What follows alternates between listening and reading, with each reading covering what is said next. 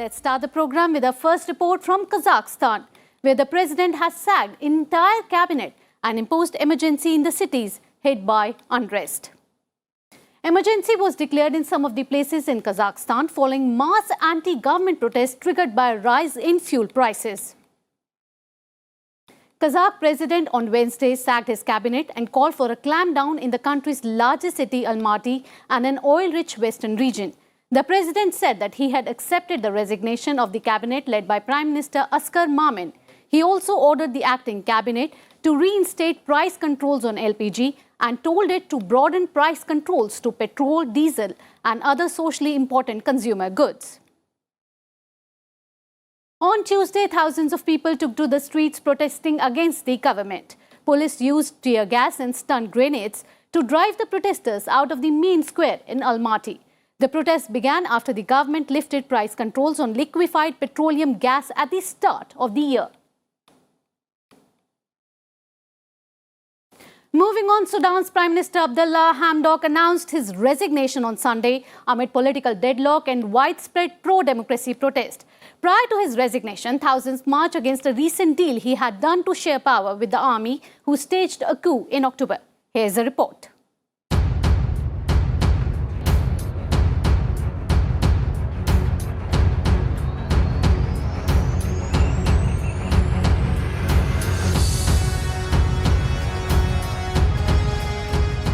Chanting power to the people, protesters called for a return to full civilian rule.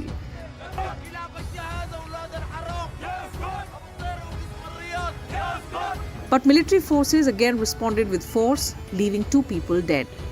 Hamdok's decision to quit leaves the army in full control. In a televised address, Hamdok said the country was at a dangerous turning point that threatens its whole survival.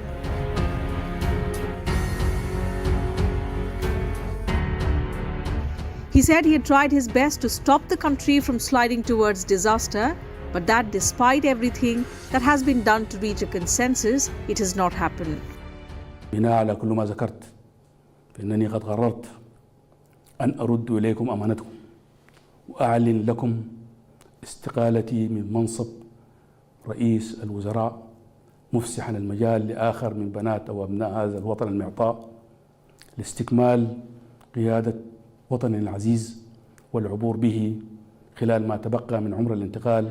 His resignation is another blow to Sudan's fragile attempts at a transition to democratic rule after a popular uprising led to the overthrow of Sudan's long-term authoritarian president Omar al-Bashir in 2019.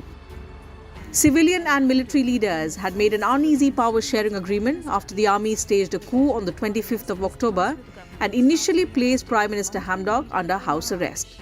Under the agreement reached with Hamdok in November, the reinstated Prime Minister was supposed to lead a cabinet of technocrats until fresh elections were held. It was unclear how much power the new civilian government would have, and protesters said they did not trust the military.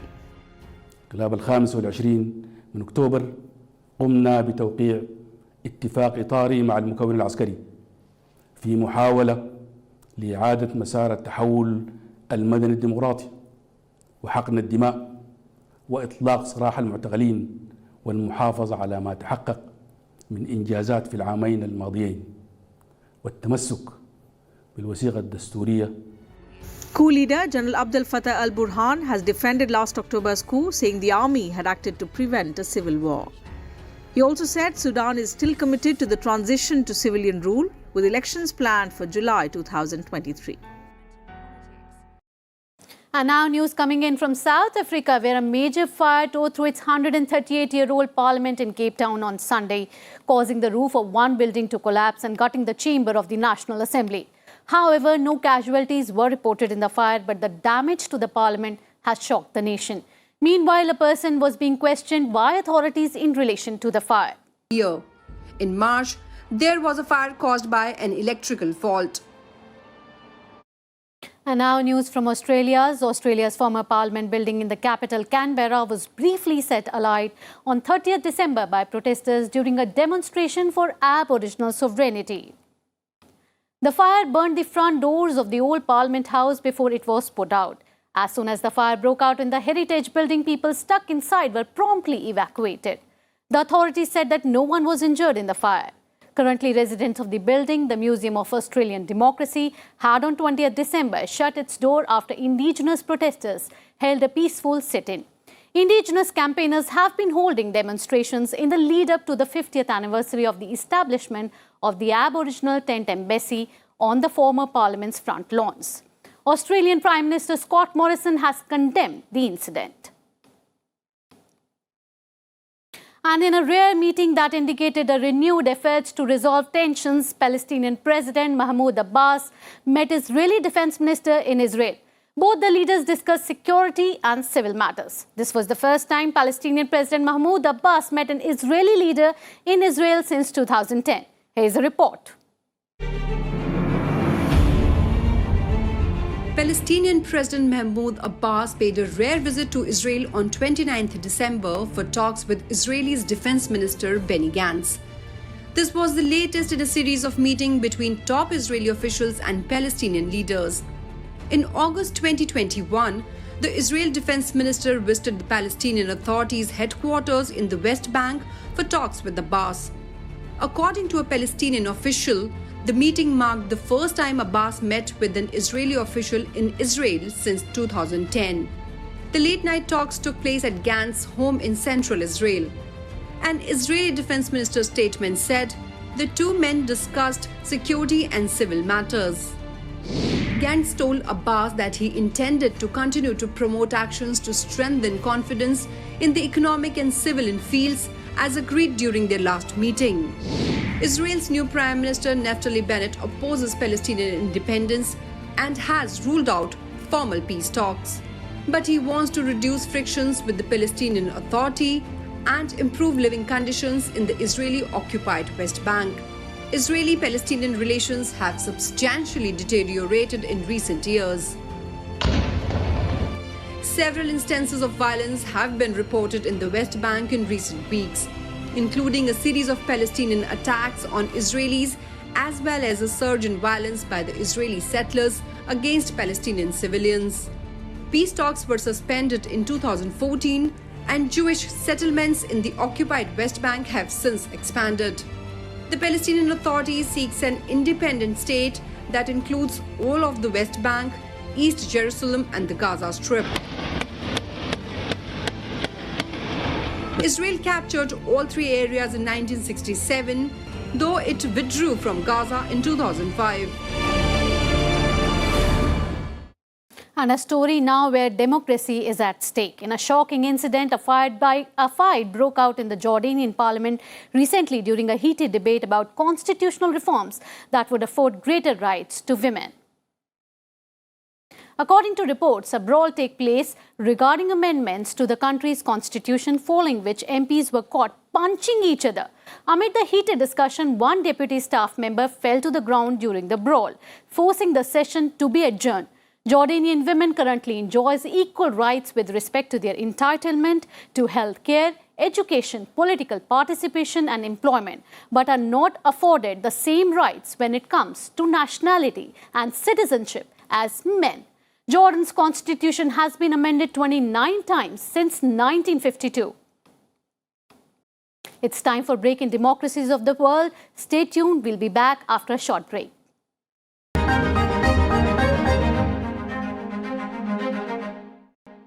Welcome back after the break. You're watching Democracies of the World. Libya's first presidential election was postponed on 24th December. Its parliament has refused to fix a new date, raising fears fresh political instability in the country. Libya has been ravaged by war since erstwhile dictator Muammar Gaddafi was deposed in a NATO-backed uprising in 2011. The election is part of a wider push to end a decade of violence in the country by installing a new president and parliament with national legitimacy. Meanwhile, European countries and the United States have urged Libyan authorities to decide on a final date for elections without delay. Let's take a look at the incidents that forced Libya to postpone a vote seen as crucial to end its 10-year-old long crisis. Here's a report.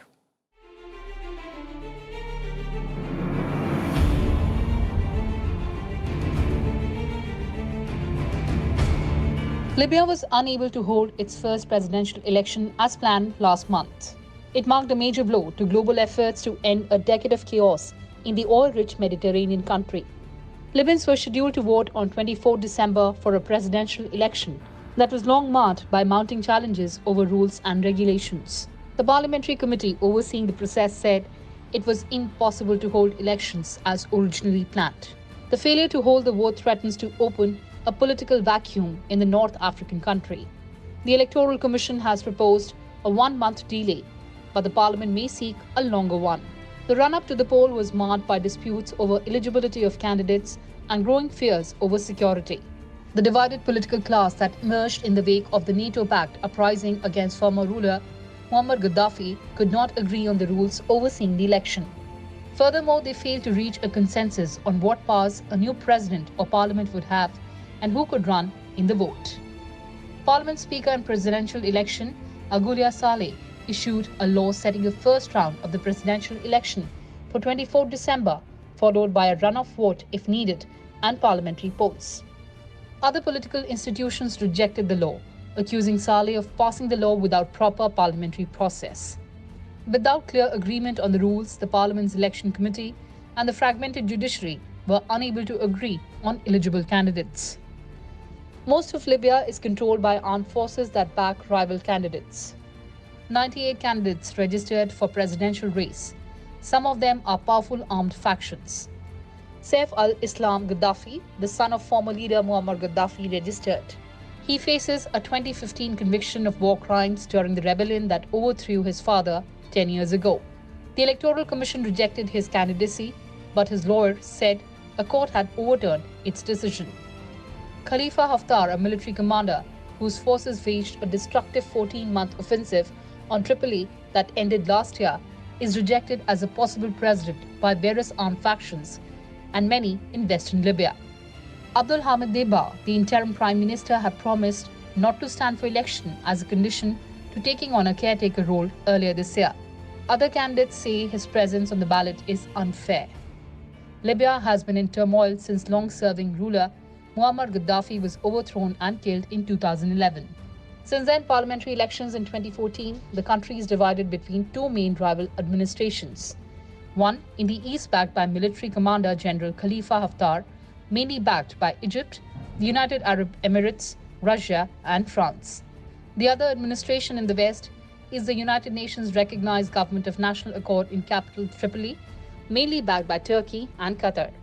Turkey and Libya have seen closer ties, especially after the signing of security and maritime boundary pacts in November 2019, along with Turkey's aid to help the legitimate Libyan government push back Haftar's forces. Meanwhile, the UN and Western powers had hoped that the election will bolster efforts to achieve peace and democracy in Libya, a strategically important country that is a major oil producer and a transit point for migrants to Europe. In a joint statement, France, Germany, Italy, UK and the US have urged war-torn Libya to set a new date for the delayed presidential election quickly. Story now on Japan's action plan. Japan's Prime Minister Fumio Kishida said on Saturday that he will refocus his efforts on foreign policy and pledge to take 2022 the year of diplomacy. In a New Year statement posted on his website, Kishida laid strong emphasis on universal ideals, efforts to resolve global issues and protecting the lives of the people. He called them the three guiding principles of a diplomacy of realism for the new era. Kishida, who took office in October, also promised to prioritize tackling the COVID-19 pandemic as Japan sees a spread of the Omicron variant. He also pledged to continue his efforts to close the wealth gap and create a sustainable economy by creating a new type of capitalism for the country. And now the members of the United Nations Security Council condemned the reported killing of at least 35 people, including 4 children and 2 staff members of the Save the Children in Kaya state of Myanmar on December 25th. The statement issued by the Security Council stressed the need to ensure accountability for this act. The United Nations Security Council members called for immediate halting of all violence and emphasized the importance of respect for human rights and ensuring safety of civilians. They stressed the need for safe and unimpeded humanitarian access to all people in need and for the full protection, safety and security of humanitarian and medical personnel. The members of the Security Council reaffirmed their support for the people of Myanmar and the country's democratic transition. They expressed their strong commitment to the sovereignty, political independence, territorial integrity, and the unity of Myanmar.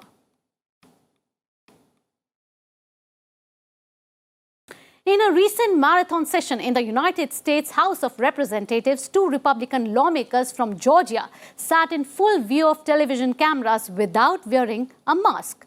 It was the latest act of defiance by the members Taylor Greene and Andrew Clyde against a rule requiring legislators to wear masks on the House floor.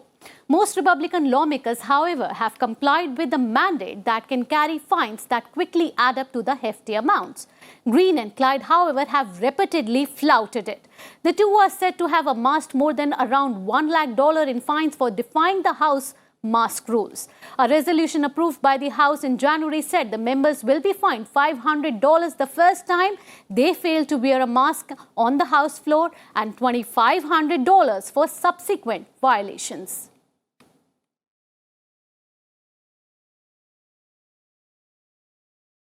And that's all we have in this edition of our program on democracies of the world. Please connect with us on various social media platforms. You can send in your feedback at sansad@sansad.nic.in. We'll bring you more stories of different democracies in our next edition.